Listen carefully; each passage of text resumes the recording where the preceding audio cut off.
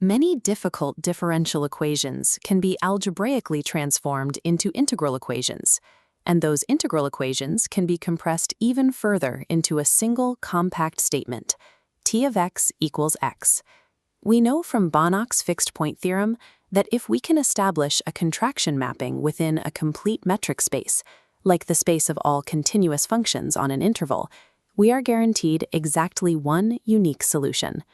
In the Fredholm equation of the second kind, the unknown function is isolated on the left and trapped inside the integral on the right. We treat the entire right side as operator t, a machine ingesting a continuous curve and outputting a new one. By treating entire continuous functions as single points within our metric space, we shift the focus of the problem. Instead of solving for an unknown variable across an infinite set of values, we are looking for the singular location in this function space that the operator maps back to itself, the fixed point. To prove our Fredholm operator is a contraction mapping, we need to measure the maximum distance between two output functions, tx and ty. We have to show that this output distance is strictly smaller than the distance between the original input functions, x and y. When we write out the absolute difference between the two integrals, we can factor the maximum distance between the input functions, dxy, completely outside the integral sign. What remains inside the integral is bounded by the length of the interval, b minus a, multiplied by the maximum value of our kernel, which we'll call c. To ensure the operator actually shrinks the distance between functions, this resulting area, combined with our parameter mu, must act as a multiplier that is less than 1. This means as long as the parameter mu is kept strictly below the threshold of 1 divided by c times b minus a, the Fredholm operator is mathematically guaranteed to be a contraction mapping. It will iteratively zero in on one unique solution. Now let's change a single structural element to get the Volterra integral equation.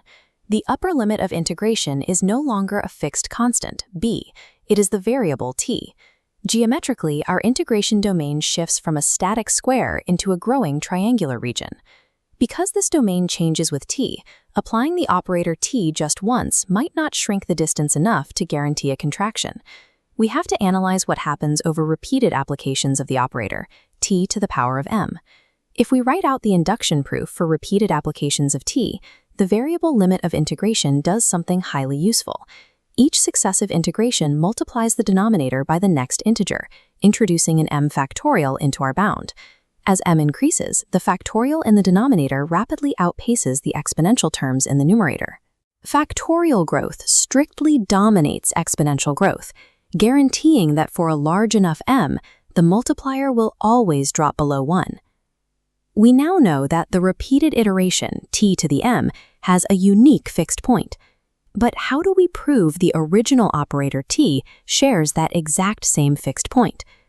Take a second to think about how you would prove this, using the fact that t is a continuous mapping. The proof relies on the fact that t and its iteration, t to the m, share a specific relationship.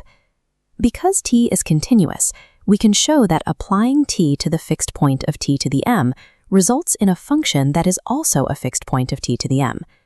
Since that fixed point must be unique, the distance between tx and x is forced to 0. The variable upper limit t inherently dampens the Volterra operator over repeated iterations. Because of this, it guarantees a unique solution for absolutely any value of mu. Having a theoretical guarantee that a solution exists is helpful, but we still need a practical way to calculate it. How do we systematically track down this fixed point? We can build an iterative sequence called a Neumann series. We start with a base guess for our function, v, and feed it into the operator. We take that output, isolate the integration steps into an operator called s, and feed it back through again to calculate the next term. As we loop through the equation, we generate a sequence of terms scaled by increasing powers of mu. By stacking these individual outputs together, we construct a convergent infinite series that steadily aligns with the true solution curve. Comparing our two equations gives us a clear set of rules. The Fredholm equation operates over a fixed square domain, requiring a strictly small mu to force a contraction. The Volterra equation uses a variable triangular domain, and because that introduces a factorial divisor, it works for any value of mu.